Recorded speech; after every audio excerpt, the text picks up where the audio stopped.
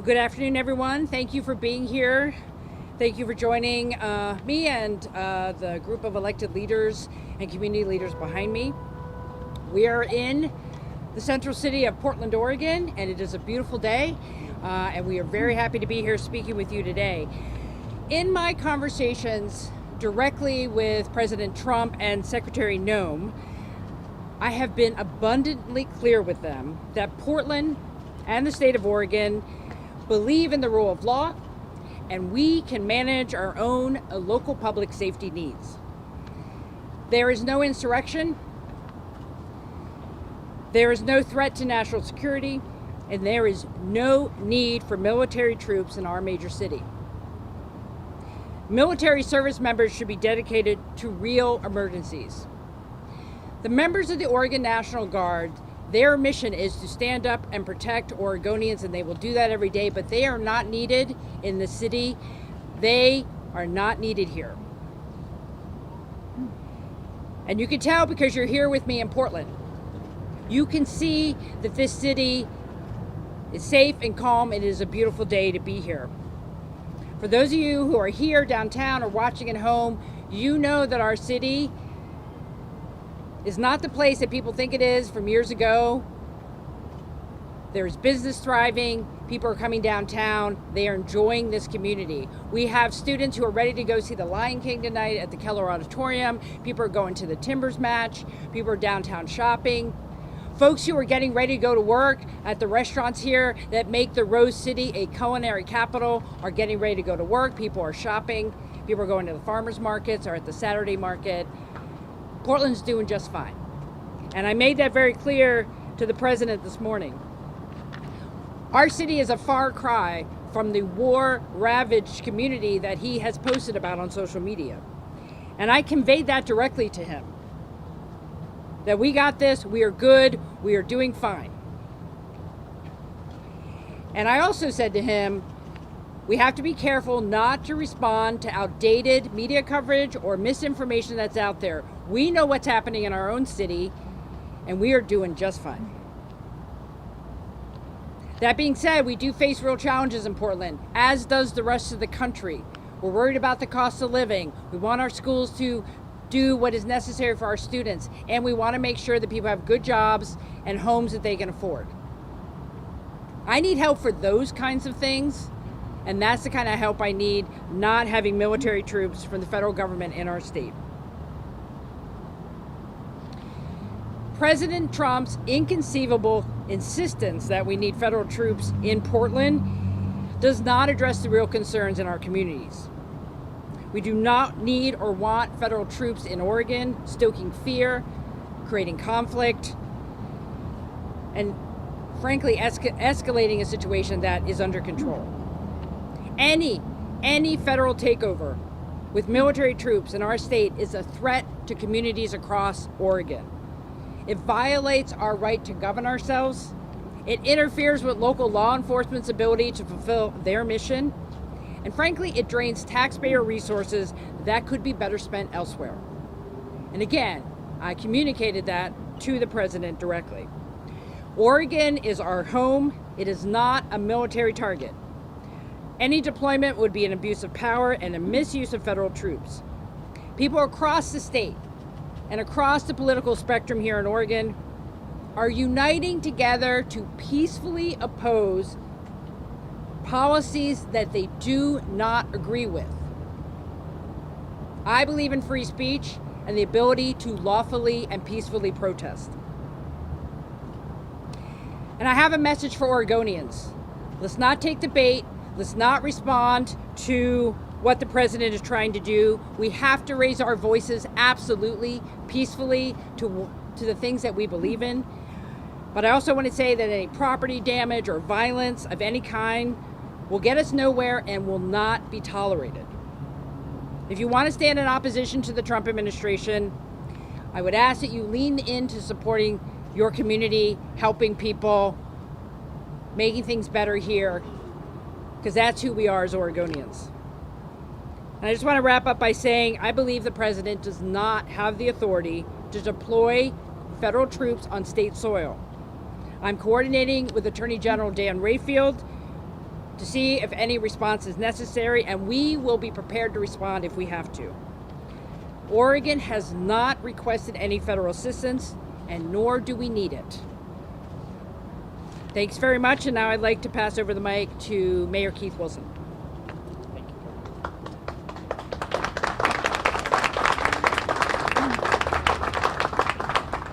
Well, good afternoon, and thank you for joining us. And also thank you to the friends and colleagues that are standing with me today.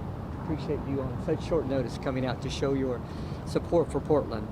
I'll jump right in. President Trump has directed all necessary troops to Portland, Oregon.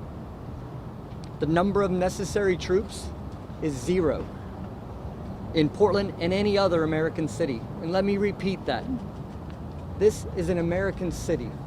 We do not need any intervention. This is not a military target. The president will not find lawlessness or violence here. I've been so deeply disappointed to see the footage from a half decade ago recycled and then recycled again. If President Trump came to Portland today, what he would find is people riding their bikes, playing sports, enjoying the sunshine, buying groceries or produce from a farmer's market, as the governor had noted. We've had hard conversations and we've done important work in the years since that footage was taken. We reformed our public safety system. We've refocused our community and on our economy. And we've redoubled our efforts to help our most vulnerable. In fact, we could use federal help for all those things I just listed. Imagine if the federal government sent hundreds of engineers or teachers or outreach workers to Portland instead of a short, expensive, and fruitless show of force. On Monday, I will gather with a dozen regional mayors to sign a joint statement modeled after that of Mayor Brandon Johnson of Chicago, who received the same ugly threat of military deployment as Portland now has. Like Mayor Johnson's executive order, our statement will be one of values, of caring for our community and caring for each other. And that's what we need right now, not occupying troops. It will also cover the standards that we hold ourselves to, and the standards that we must, as a nation, hold our federal law enforcement and military to. We have a place at the table for everyone willing to lend us a hand, and that should include the federal government. Again, I am so deeply disappointed with the federal government's irresponsibility. At the end of the day, this may be a show of force, but that's all it is. It's a big show. And after big show, everyone goes home, and that's what I want to happen here today. In Portland, we have a long and proud tradition of peaceful protests. We have a long and proud track record of being at the forefront of positive social change. There are new risks today, risks that we do not yet fully understand. The administration has refused to elaborate on what they mean when they say they will deploy full force against our city and citizens. I will also say this: avoiding the unknown element will not help us prevent from joining together to bring our voices and speak as one and call for an end to federal government unwanted, unneeded, and un-American deployment to the city that we all love. Thank you for coming here and thank you for joining us. And I'd like to return this and turn it over to Congresswoman Bonamici. Thank you, Mayor, and thank you, Governor. I'm Suzanne Bonamici, and I proudly represent Oregon's 1st Congressional District, where we are right now. I share Portland with Congresswoman Maxine Dexter. On the outskirts, we have Congresswoman Andrea Salinas and Congresswoman Janelle Bynum. And we're here as a delegation to say we do not need and we do not want federal troops here in Oregon. This is a gross abuse of power by the president. He does not have the authority to send military troops to a city. And I tell you, I am in Portland a lot. I was at the ICE facility a couple of days ago. I was in Portland yesterday on the east side for a meeting and last night for an event. Nowhere did I see one single indication that we need military troops here. I strongly oppose this action by the president, and I thank the governor and the mayor for their words. And I also want people to understand that Portland is a place of possibility. It's a place where here today we see the sun shining, people out in the streets, shopping in our stores, going to our amazing restaurants. We have amazing businesses here in Portland, and that is what Portland is about. It's a thriving, wonderful community, and sending military troops here will only make it dangerous, not just for people in Portland, but for the entire region. We need to stand together as a community, and we know how to do that in Portland. We respect the right for peaceful protest, and for people who want to do that, please be peaceful. We all want that to happen. We want people to exercise their free speech rights peacefully, but we also want to send a message to this administration. There are so many things you could be doing to help Portland. You could let us hire back the federal employees you fired. You could send us the dollars that Congress appropriated for infrastructure, for housing, for education. Those are things that will help Portland. Sending military troops here will not. So the congressional delegation stands together with the governor, with the mayor, with the business leaders and everyone, the elected leaders who are here today, saying no military troops in Portland. We are here to say no. We are here to say Portland is a great city that's thriving. No military is welcome or needed here. I agree with the mayor. The number of necessary troops is 0. And now it's my honor to turn it over to Bob Day, our Portland Chief of Police.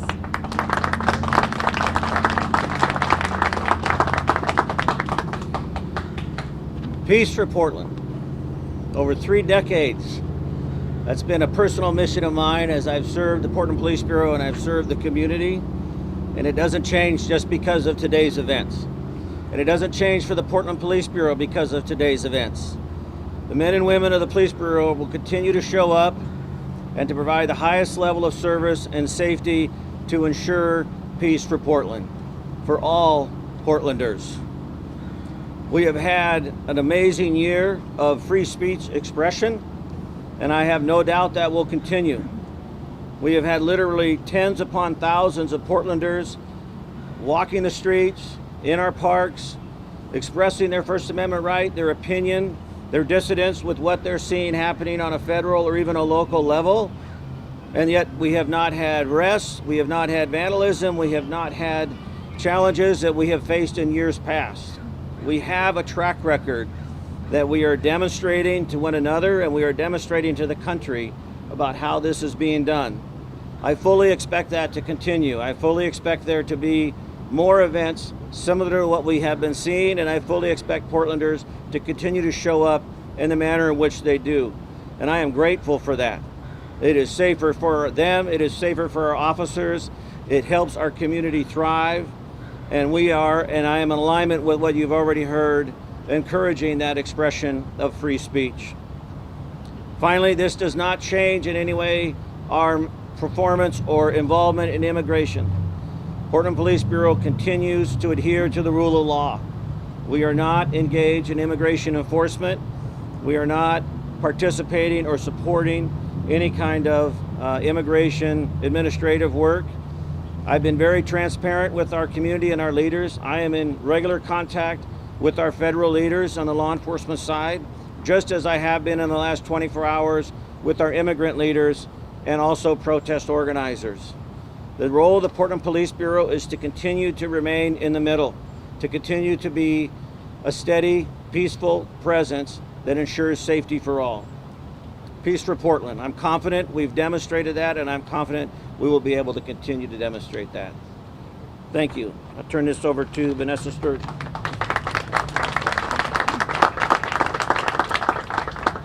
Thank you, Chief, and thank you to everyone for being here this afternoon. I'm representing the Portland Metro Chamber, the Downtown Portland Clean and Safe, and our Charitable Institute, the largest business association in the state of Oregon.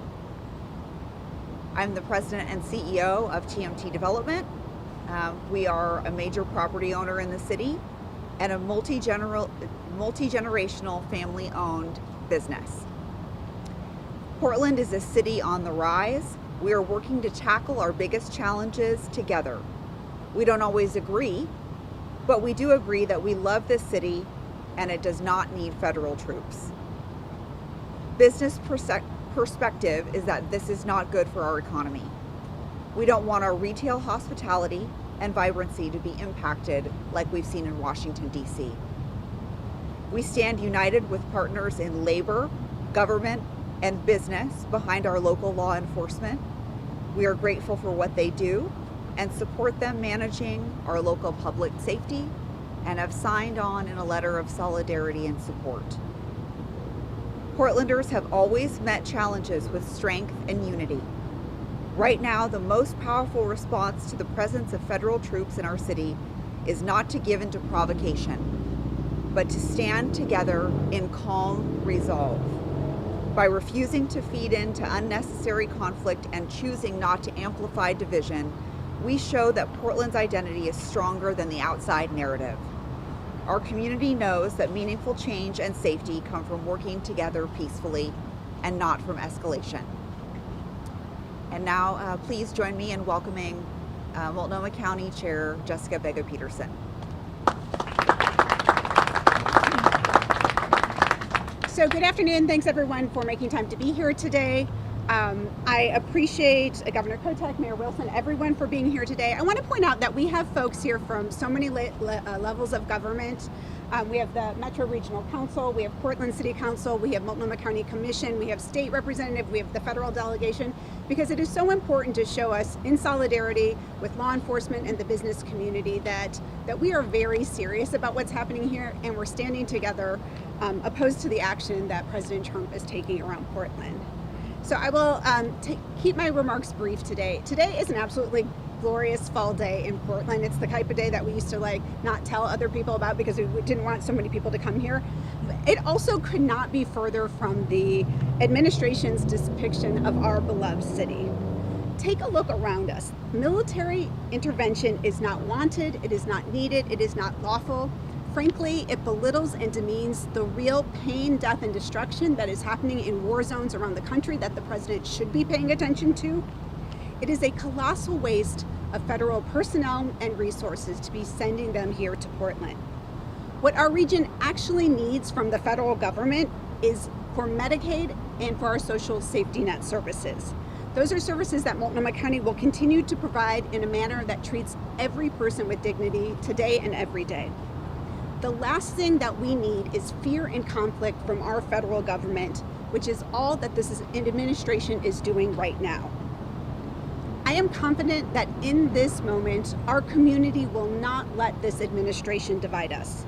We will show the world who we are in the best possible way, standing strong for our values and caring for our neighbors like always. Thank you.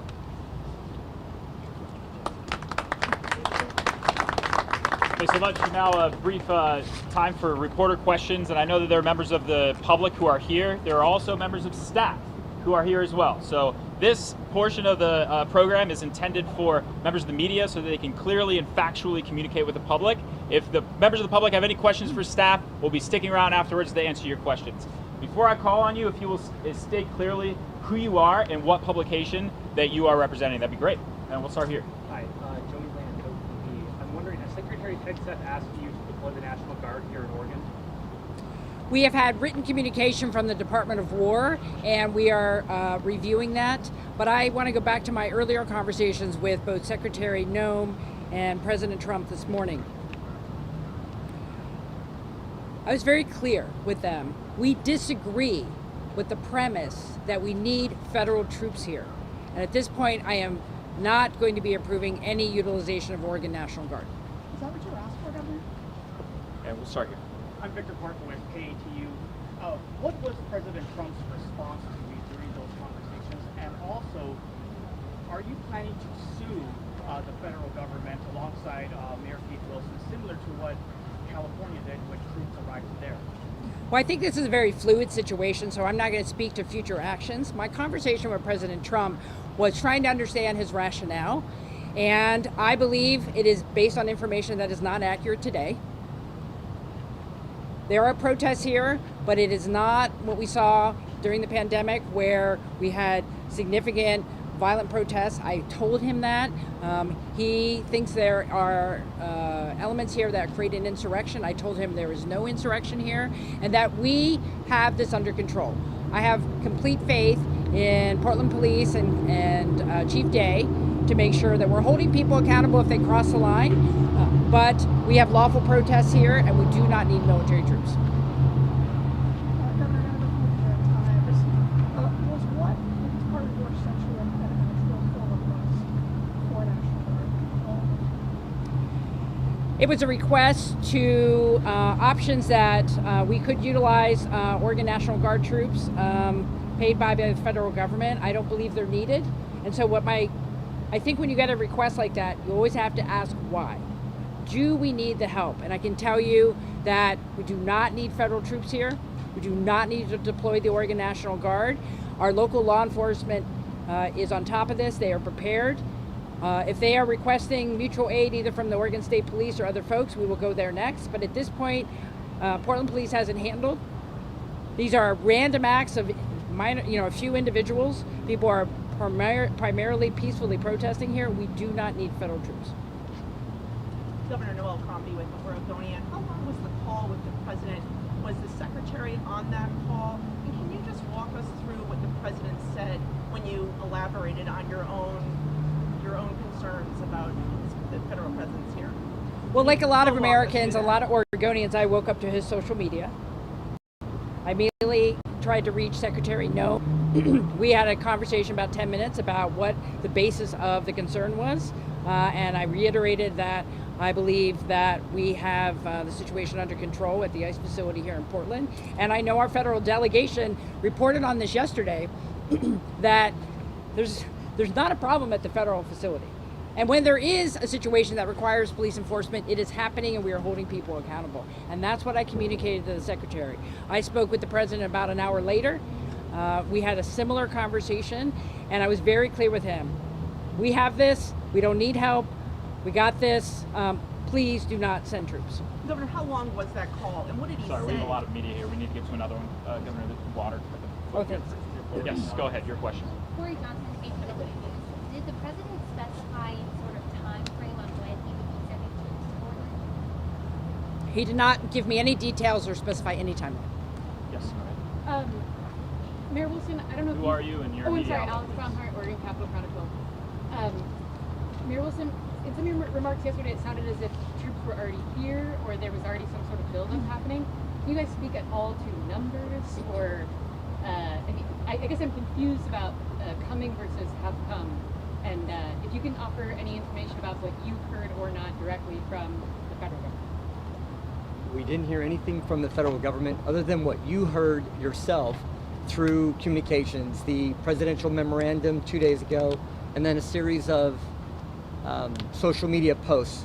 So we were alarmed by that. And then we started seeing movements on the street, some armored vehicles, and then that really gave us rise that what the memo had noted, what the social media had noted as well, was confirmed with those individuals on the street for what we saw. So the governor and our colleagues all thought we want to be preemptive, talk to the community, and really explain to them that we don't want to take the bait. We really want to focus on safety and security in our city. When and where did people see tanks? Sorry, before follow-ups. Let's just be clear here. Yeah. When I spoke with Secretary Noem, this issue has moved on, excuse me, to the Department of Defense. This is not a Secretary Noem situation at the moment. It's not with Homeland Security. We're not aware of increased presence. We are not aware of any specific federal troops in Oregon at the moment as assigned by the president. And I will continue an open dialogue with the White House and to remind them that they do not need to be deployed here. We have this under control. My name is Chris. I'm with local queer publication Premier PDX, and there is a question among the queer community right now about safety in regards to past lessons learned in 2020. Chief Day, I think this would be a great opportunity for you to talk about those and how we as Portlanders can be ready for maybe bad faith actors, specifically maybe within agencies within Portland too. And will there be a promise for Portland leadership to have a little more oversight on that? Yeah, I continue to be really proud the way the Portland Police Bureau demonstrates its ability to be a learning organization. And since 20 and 21, we have taken a great deal of feedback and information, both our own critique as well as that of independent resources that have participated with us in that review. We continue to abide by the settlement agreement, so we continue to have the independent monitor involved. And we have in that embodied many of the recommendations. For example, real quickly, our dialogue officers. We now have officers that have received extensive training. This is a national model. We're also working internationally with the UK and some of their experts as well. And our dialogue officers would show up on protests or public order events. They're dressed differently, they have a different uniform, they make contact with organizers, we reach out ahead of time. The flow of communication over these last several demonstrations has been fantastic and much appreciated. We are allowing or supporting, I should say, these groups to really self-regulate. I mean, on Labor Day, as an example, we thought we may see, 500 to 1,000. We had almost 10,000, and it was fantastic. And we facilitated a few street blockages, but I think the message has resounded, and you've heard it clearly from the governor and the mayor and others today, that we are in support of Peace for Portland. We are in support of that kind of behavior. Officers will be held accountable that do not adhere to our directives or our policies or state law, and I'm committed to that as well. Thank you. Claire Rush, Associated Press.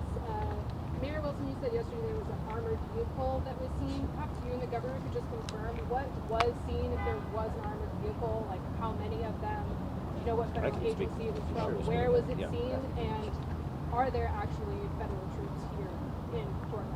So let's be clear on some of the language we're using, okay? There's a difference between the military and law enforcement. And there are several facets to federal law enforcement. There's the Federal Protective Service, which is a uniform component, and they've been in Portland for a number of years. They handle security at a variety of federal buildings, including the ICE facility in Southwest Portland. So FPS is the acronym. And then you have ICE, which immigration is what's associated with that. You have two arms of that. You have the enforcement side, where they're doing detentions and serving in the immigration capacity. And then you have Homeland Security, HSI, Homeland Security part, which is doing ongoing drug investigations and other things like that. You have the FBI. So you have a lot of federal law enforcement already in the city. What we saw yesterday and what we know yesterday is that there was an increase in federal law enforcement to be able to provide support and security to this facility. There was a belief that they needed to strengthen that. I'm not part of that conversation.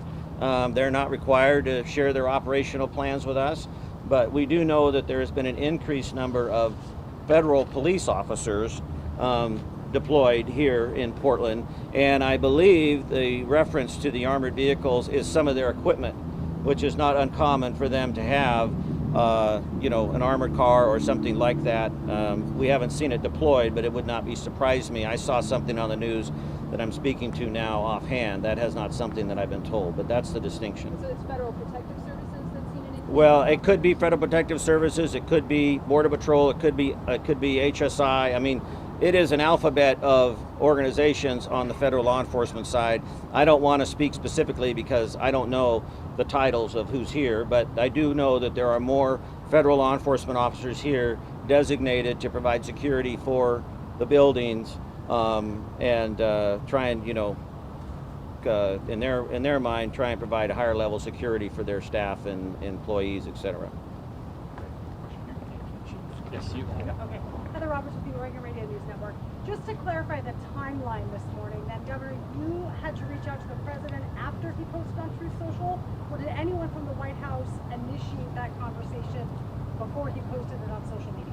We had no proactive communication from the White House until I reached out. This is Andrew Schwartz with Willamette Week. Governor, can you clarify the statement regarding, it sounded like you were saying a memo was sent seeking authorization to use the Oregon National Guard. Did I misunderstand that? There was some kind of document, it sounded like the Trump administration sent to you regarding the deployment of the National Correct. Guard. Because of the president's statement and the direction to the Secretary of Defense, they sent us a pro forma invite under different authorizations. We are not responding to any of those at the moment. My goal right now is to have no federal troops in Oregon at the request of the president. Everyone is united here to say we don't need it, and that is a no. I'm going to continue communicating that to the president, and I hope he will be open to reconsidering the deployment. Well, we have time for 3 more questions. We're going to go here. Governor Ward Johnson from Fox 12 Oregon. I know at a press conference last night with other local leaders, there was some concerns from protesters in attendance voicing concerns about local leadership not doing enough. We keep hearing, that we're going to communicate that these troops aren't needed. What do you have to say to some of these people who are saying that you all are not doing enough to prevent this from happening?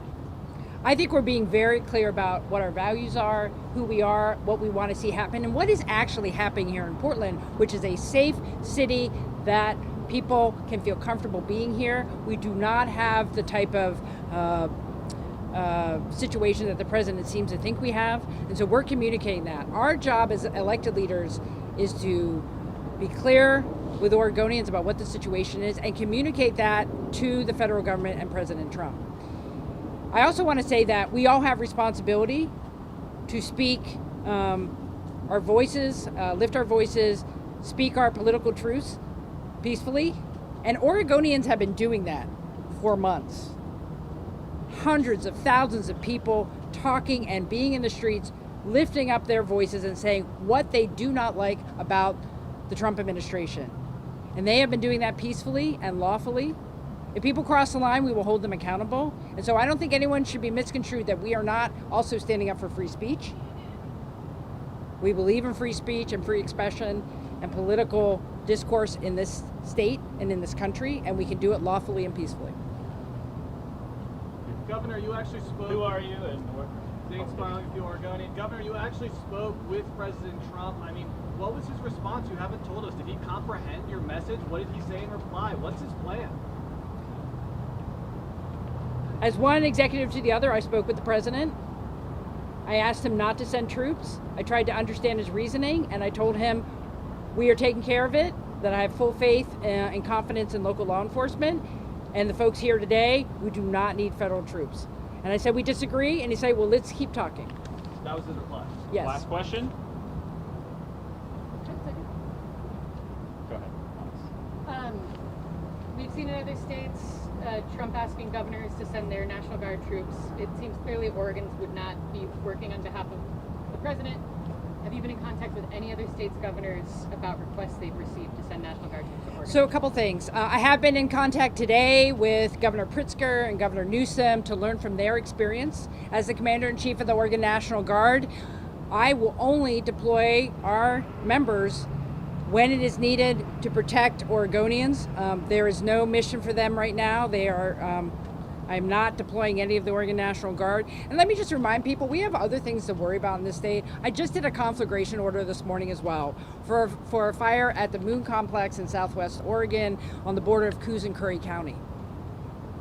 I want to make sure that Oregon National Guard members who are trained to fight fires are available to do that if I need them.